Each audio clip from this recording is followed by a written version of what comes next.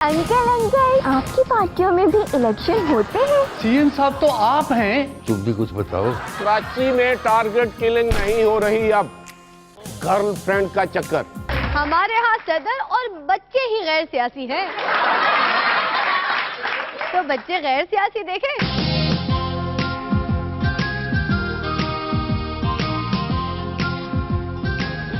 Uncle uncle, आपकी पार्टियों में भी इलेक्शन होते हैं? बिल्कुल बेटा, ये तो जरूरी है। फिर तो झगड़े भी होते होंगे।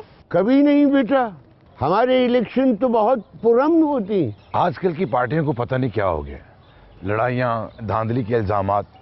इन्हें चाहिए पार्टी इलेक्शन कराना हमसे सीखें। यानी वो भी अपने ओहदेदार सख्त मुकाबले के बाद बिना मुकाबला मुंतखब कर ले। बच्चे गैर सियासी होते हैं। कादरी साहब खुद इलेक्शन लड़ना नहीं चाहते, वो चाहते हैं अच्छी क़यादत मुंतखब होकर आए। जुमा के खुतबे के बाद तकरीर फरमा रहे थे।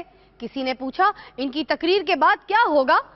साथ वाला बोला हफ्ता।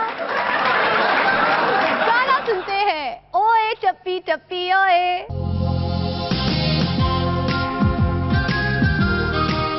साईं, मेरे ट्रांसफर का क्या बनेगा? साईं, वो मेरा प्रॉपर्टी का इशू था। साईं इंतजार करें, सीएम साहब तो आ जाएं। क्या सीएम साहब तो आप हैं? तुम भी कुछ बताओ। मशीर की तरह रखा है। साईं, मेरे मशीर ने भी मुझे कह दिया है कि सीएम नहीं आया। अब वो आ गया।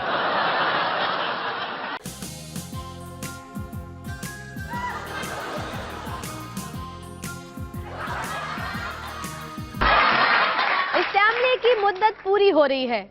हमने एक रुकन से पूछा, आपने अवाम की हिफाजत के लिए कौन सा कानून पास किया? बोला पता नहीं, क्योंकि मैं सिर्फ 2 बार ही तो असेंबली का रुकन मुंतखब हुआ हूं।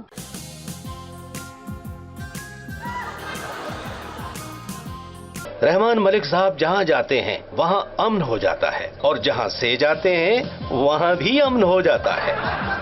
Let me finish first. मैं एक बार फिर दोहरा दूं, हमने कराची में टारगेट किलिंग का खात्मा कर दिया है। देखिए, ये घबराने वाली कोई बात नहीं, ये टारगेट किलिंग नहीं है। इस अफसर का अपने भाई के साथ रकम का तनाजा चल रहा था। हाँ, तो मैं कह रहा था कराची में टारगेट किलिंग नहीं हो रही। अब जैसा कि मैंने कहा, अभी भी घबराने की कोई बात नहीं। मियां बीवी का तनाजा था, इसकी बीवी को यह इंतहाई कदम नहीं उठाना चाहिए था। बहरहाल जायदाद का तनाजा। मेरी किसी से कोई दुश्मनी नहीं, ना जायदाद की लड़ाई, ना जमीन का तनाजा। गर्लफ्रेंड का चक्कर। ये लड़कियां बिना जरा धोखा दे दो तो मरने मारने पर उतर आती है। मुझसे ज्यादा कौन जानता है। हाँ, तो मैं कह रहा था, एवरीथिंग इज अंडर कंट्रोल। आज सारा दिन कोई टारगेट किलिंग नहीं हुई। इन 5 सालों में किस सियासतदान ने किसको पीछे छोड़ा? हुसैन हक्कानी ने पाकिस्तान को पीछे छोड़ा। शहबाज शरीफ ने शाहजहां को पीछे छोड़ा। इतना खजाना शाहजहां ने सारी जिंदगी नहीं लगाया होगा जितना शहबाज शरीफ ने 1 साल में लगा दिया। सदर जोरदारी ने आइंस्टाइन को पीछे छोड़ा। जितना दिमाग सदर जोरदारी ने इस्तेमाल किया है, आइंस्टाइन ने तो उसका हाफ इस्तेमाल किया था। राजा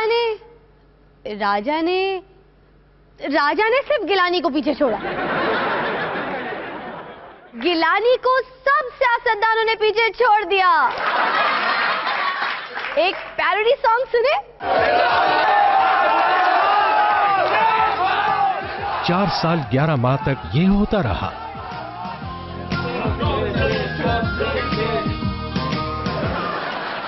किसी को जॉब नहीं मिलेगी बाबा, क्योंकि वैकेंसी नहीं है।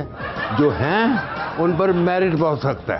हाँ, सिर्फ अपने अजीजों को जॉब मिलेगी, ये मेरिट है तो बड़ा सख्त। इनका 4 साल 11 माह अपना मेरिट रहा। जॉब वैकेंसी यहाँ भी कोई नहीं, मगर खालिसतन मेरिट पर मिल सकती है। मेरिट क्या है? मर्दान के हैं तो मेरिट पर हैं। इलेक्शन करीब आते ही क्या हुआ?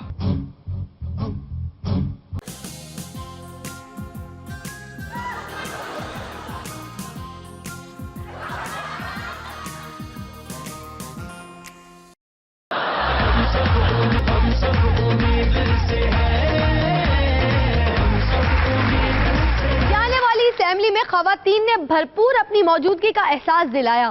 क्रेडिट ब्यूटी पार्लर्स मांग रहे हैं, लेकिन कुछ खवातीन ने मर्दानावार काम किया। कई बार ऐसी गुफ्तगू सुनने को मिली जैसी सोनिया जी और मनमोहन जी में हुई। मनमोहन जी ने कहा, सोनिया जी आपका दिल नहीं चाहता कि आप मर्द होती? तो सोनिया गांधी ने कहा, आपका दिल नहीं चाहता कि आप भी होते? बॉइलिंग पॉइंट देखें।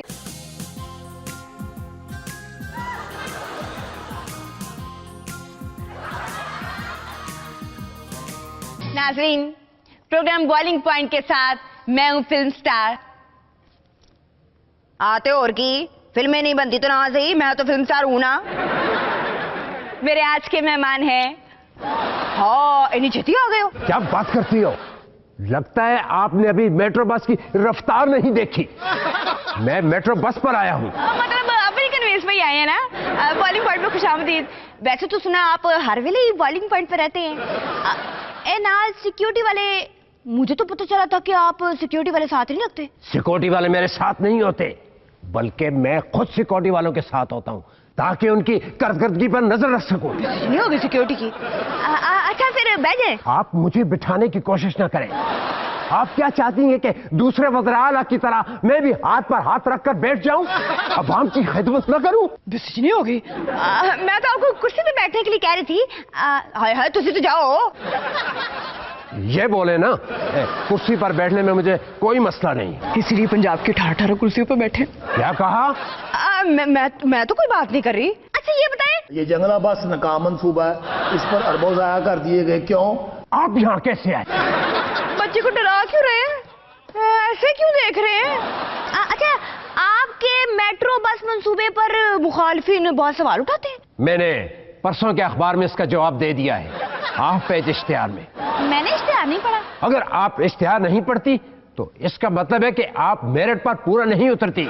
आप लैपटॉप वापस कर दें। मुझे आपने कौन सा लैपटॉप दिया जो मैं वापस कर दूं? नहीं हो गई मेरी। क्या बात करती हो? तुमको लैपटॉप नहीं मिला? नहीं। लैपटॉप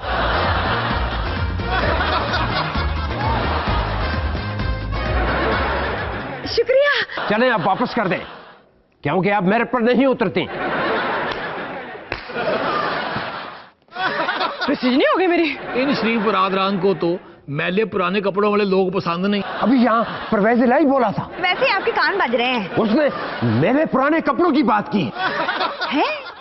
आप उनकी धोबी के साथ होने वाली गुफ्तगू भी सुनते हैं? अच्छा ये बताएं, आपने पंजाब के डॉक्टरों का मसला हल कर दिया? पंजाब में तो डॉक्टरों का कोई मसला नहीं, बल्कि डॉक्टर खुद पंजाब में एक मसला है जिनको हम हल करने की कोशिश कर रहे हैं। डॉक्टरों से बड़ा मसला तो खादमे आला खुद है। आपको मैं बता दूं,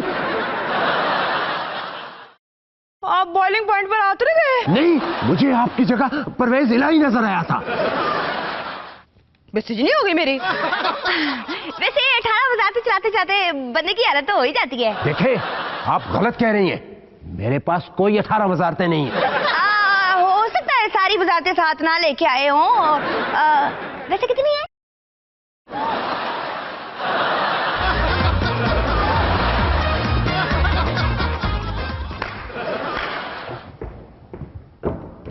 जरा पता करना मेरे पास कितनी वजारतें हैं। अच्छा खादमे आला साहब, ये बताएं कि मौजूदा 5 सालों में आपने पंजाब की क्या क्या खिदमत की? मैं बताऊं? आप चुप करें।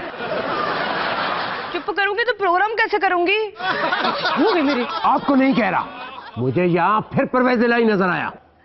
मेट्रो बस के चक्कर का लगाया करें, चक्कर चढ़ जाते हैं। इसके शो का सेट गिरा कर यहाँ भी अंडरपास बनवा दें। प्लीज आप चुप करें। मैं चुप ही तो हूँ। लगता है बॉइलिंग पॉइंट आज जल्दी आ गया। अच्छा चलिए ये बताएं कि अगर आप फिर वजीर आला बन गए तो क्या करेंगे? मेट्रो एयरलाइन बनाऊंगा। गरीब आवाम जहाजों में सफर करेंगे 20 रुपए में। ऐसे स्कूल बनाऊंगा जिसमें टीचर खुद बच्चों को जाके उनके घरों में तालीम देगी ताकि बच्चे घर बैठे तालीम याफ्ता हो सके। और अवाम को नया खादमे आला देंगे। चुप कर जाए आप। मैं तो पहले ही चुप हूँ। 12 भी नहीं बजे। कभी मैं आपको बोलती नजर आती हूँ, कभी परवेज इलाही नजर आता है। मुझे तो कहीं नजर नहीं आ रहा। आपको नजर नहीं आ रहा तो ये आपकी गलती है। आप जब किसी माज़ूज़ खादिम आला को बुलाते हैं तो आपको पहले इंतजाम करना चाहिए कि शो के दौरान कोई और न बोले। लेकिन इसमें हमारा क्या कसूर? मैं आपको अभी मुअत्तल करता हूं।